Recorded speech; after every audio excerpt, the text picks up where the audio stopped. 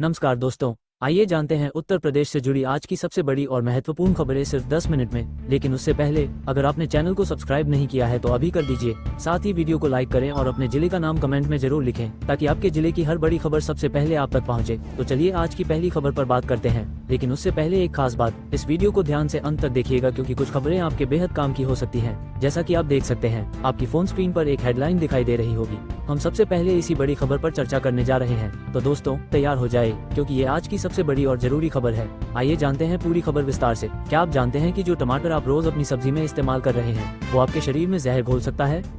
जी हाँ, social media पर एक चौंकाने वाला वीडियो वायरल हो रहा है जिसमें किसान खुलेआम केमिकल से टमाटरों को धोते दिख रहे हैं ताकि वे लाल और ताज़ा दिखें। ये टमाटर बहुत सस्ते दामों पर बाजार में बिक रहे हैं, लेकिन इनका असर बेहद खतरनाक है।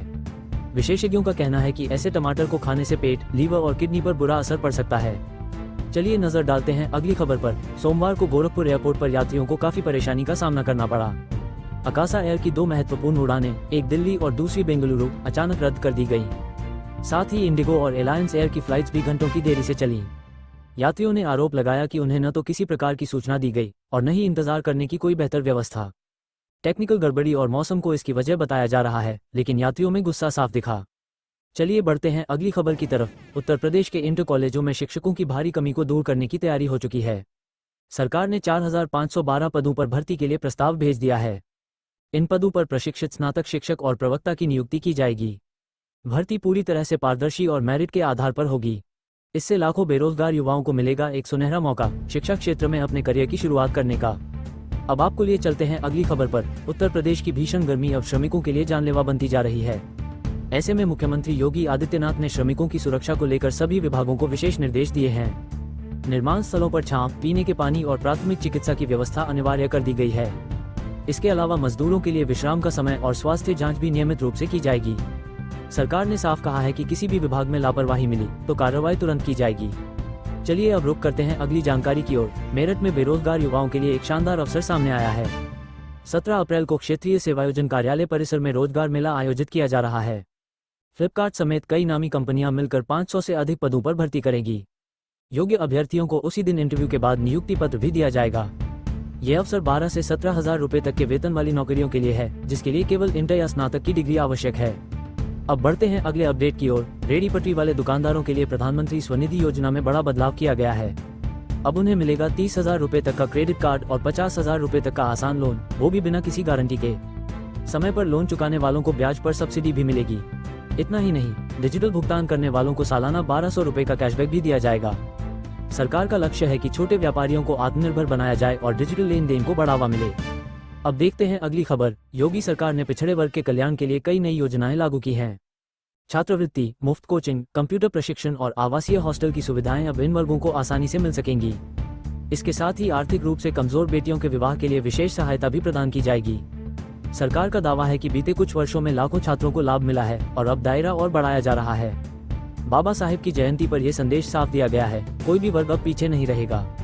आइए अब चलते हैं आखिरी अपडेट की तरफ। सोशल मीडिया पर अफवाह फैल रही थी कि 15 अप्रैल से तत्काल टिकट बुकिंग का समय बदलने वाला है। इस अफवाह ने यात्रियों के बीच भ्रम की स्थिति पैदा कर दी थी, लेकिन अब रेलवे ने स्पष्ट कर दिया है कि बुकिंग टाइम में कोई बदलाव नहीं किया गया है। तत्काल टिकट सुबह 10 बजे एसी के लिए और 11 बजे नॉन एसी बड़ी ई के लिए पहले की तरह ही बुक होंगे। रेलवे ने यात्रियों से अपील की है कि वे केवल आधिकारिक सूचनाओं पर भरोसा करें और अफवाहों से सावधान रहें। एनटीपीसी की परियोजना में जैसे ही एक यूनिट बंद हुई, वैसे ही मानो संकट की लहर दौड़ गई। एक के बाद एक 3 यूनिटें बंद हो गईं, जिससे 9 राज्यों में बिजली का संकट गहराने की आशंका बन गई है। जम्मू कश्मीर, हिमाचल और पंजाब जैसे राज्यों पर इसका सबसे बड़ा असर पड़ सकता है। 3 नंबर यूनिट में सूट ब्लोअर कपलंग टूट गई, 4 नंबर यूनिट के बॉयलर में रिसाव हुआ और 5वीं यूनिट में तकनीकी खराबी आ गई। फिलहाल 3 यूनिटें बंद हैं, लेकिन बाकी यूनिटों से 920 मेगावाट बिजली का उत्पादन जारी है और अफसर इन्हें जल्द शुरू करने के प्रयास में जुटे हैं। चलिए नजर डालते हैं अगली खबर पर। अब आम आदमी को टोल पर मिलेगी राहत, क्योंकि नई टोल नीति में केवल 3000 रुपये में पूरे साल भर के लिए पास मिल जाएगा। इस पास से कोई भी कार राष्ट्रीय राजमार्ग और एक्सप्रेसवे पर बिना किसी अतिरिक्त शुल्क के दौड़ सकेगी। ये पास सीधे फास्टैग खाते से जुड़ा होगा और अलग से कुछ भी लेने की जरूरत नहीं होगी। प्रस्तावित नीति के तहत 100 किलोमीटर की दूरी के लिए केवल 50 रुपये देना होगा। ये योजना जल्द लागू होने वाली है और लोगों को हर रोज के टोल झंझट से मिलेगी आजादी। चलिए नजर डालते हैं अगली खबर पर। अनवरगंज से मंधना तक बनने वाला एलिवेटेड रेलवे ट्रैक अब हकीकत बनने वाला है और इसे मेट्रो से भी जोड़ा जाएगा। ये पथ 16 किलोमीटर लंबा होगा और लगभग 995 करोड़ रुपए की लागत से तैयार होगा। परियोजना के पूरा होते ही कल्याणपुर और रावतपुर जैसे स्टेशन हट जाएंगे और लाखों लोगों को ट्रैफिक जाम से छुटकारा मिलेगा। मंदना तक सीधी ट्रेन सेवा शुरू होगी और सड़कों से 18 रेलवे क्रॉसिंग खत्म हो जाएंगी। 16 अप्रैल को इसके डिजाइन और निर्माण की निविदा खुलेगी और 2 साल में इसका काम पूरा कर लिया जाएगा। चलिए नजर डालते हैं अगली खबर पर। यूपी के लाखों किसानों के लिए सरकार ने राहत का ऐलान किया है। अब 100 कुंतल से अधिक गेहूं बेचने के लिए किसी प्रकार के सत्यापन की जरूरत नहीं होगी। यह फैसला तुरंत प्रभाव से लागू हो गया है और 15 मई 2025 तक मान्य रहेगा। किसानों को अब गेहूं बेचने में देरी नहीं होगी और न ही बार बार सत्यापन के लिए चक्कर काटने पड़ेंगे। मंडियों पर भी बोझ कम होगा और खरीदी प्रक्रिया तेजी से चलेगी। छोटे से लेकर बड़े सभी किसान इस सुविधा का लाभ बिना किसी भेदभाव के उठा सकेंगे। चलिए नजर डालते हैं अगली खबर पर। सहारनपुर में लगेंगे अब नए उद्योग और राज्य सरकार देगी सीधे 10 करोड़ रुपए की सहायता।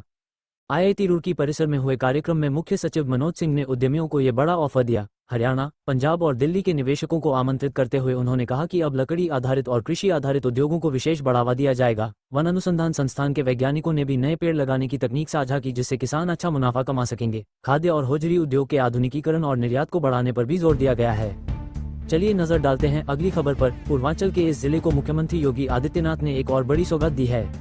जिले में कुल 7 इंटरलॉकिंग और 2 सीमेंटेड सड़कों का निर्माण किया जाएगा, जिसकी लागत 3 करोड़ 22 लाख रुपए तय की गई है। शासन स्तर से पूर्वांचल निधि राज्यांश योजना के तहत इस परियोजना को मंजूरी मिल चुकी है और 1 करोड़ 61 लाख रुपए का बजट भी जारी हो चुका है। ग्रामीण अभियंत्रण विभाग की ओर से अब टेंडर और निर्माण प्रक्रिया शुरू कर दी गई है। इन सड़कों के बनते ही आवागमन आसान हो जाएगा और गाँव से लेकर नगर तक विकास की रफ्तार तेज हो जाएगी।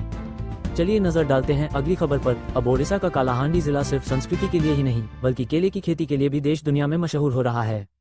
यहाँ के किसानों द्वारा उगाए गए केले की मांग अब दुबई जैसे देशों में भी बढ़ गई है, जिससे क्षेत्र के किसानों में नई ऊर्जा देखी जा रही है। इंद्रावती जलाशय ने जहाँ पहले धान की खेती को सहारा दिया, वहीं अब ये केले के लिए भी वरदान बन गया है। यहाँ के युवाओं को अब बाहर नौकरी के लिए नहीं जाना पड़ता, क्योंकि केले की खेती से यही रोजगार मिल रहा है। किसान और युवा मिलकर अब कालाहांडी को बागवानी के क्षेत्र में नई ऊंचाई पर पहुंचा रहे हैं। चलिए नजर डालते हैं अगली खबर पर। रामपुर जिले के युवाओं के लिए एक शानदार मौका सामने आया है, क्योंकि 16 अप्रैल 2025 को यहाँ एक बड़ा रोजगार मेला आयोजित किया जा रहा है। राजकीय औद्योगिक प्रशिक्षण संस्थान में लगने वाले इस मेले में न्यू हॉलैंड ट्रैक्टर कंपनी भाग ले रही है, जो ग्रेटर नोएडा में स्थित है। जिन युवाओं ने ITI कर रखा है, वे इस मेले में अप्रेंटिस ट्रेनी के रूप में चयन के लिए आवेदन कर सकते हैं। चयनित युवाओं को हर महीने 13,370 रुपये का स्टाइपेंड मिलेगा। साथ ही मेडिकल बीमा, यूनिफॉर्म और भोजन जैसी सुविधाएं भी मिलेंगी। मेले में शामिल होने के लिए उम्मीदवारों की उम्र 18 से 28 वर्ष के बीच होनी चाहिए और लंबाई कम से कम 5 फीट 5 इंच होनी चाहिए। चलिए नजर डालते हैं अगली खबर पर। बांदा जिले के होनहार छात्रों के लिए एक सुनहरा मौका सामने आया है, जहां यूपी सरकार की मुख्यमंत्री अभ्युदय योजना के अंतर्गत निःशुल्क कोचिंग दी जा रही है। IIT JEE, नीट, संघ लोक सेवा आयोग, यूपी लोक सेवा आयोग और SSC जैसी बड़ी परीक्षाओं की तैयारी अब बिना किसी शुल्क के कराई जाएगी। आवेदन के इच्छुक छात्र छात्राएं राजकीय महिला महाविद्यालय बांदा में 10 अप्रैल 2025 से 10 मई 2025 तक सुबह 11 बजे से शाम 5 बजे के बीच संपर्क कर सकते हैं। वहीं से फॉर्म प्राप्त कर भरने के बाद जमा भी किए जाएंगे। इस योजना का उद्देश्य आर्थिक रूप से कमजोर लेकिन प्रतिभाशाली विद्यार्थियों को बराबरी का मौका देना है। तो दोस्तों, ये थी आज की कुछ महत्वपूर्ण खबरें और जानकारियां जो आपके लिए बेहद उपयोगी साबित हो सकती हैं। ऐसी जानकारी आपको शायद और कहीं एक साथ न मिल सके, इसलिए रोज की ताज़ा खबरों के लिए हमारे चैनल को सब्सक्राइब जरूर करें और वीडियो को लाइक नहीं किया तो लाइक करें। साथ में अपने जिले का नाम कमेंट में लिखें ताकि आपके जिले से जुड़ी हर जानकारी आप तक पहुंच सके। धन्यवाद। जय हिंद, जय भारत।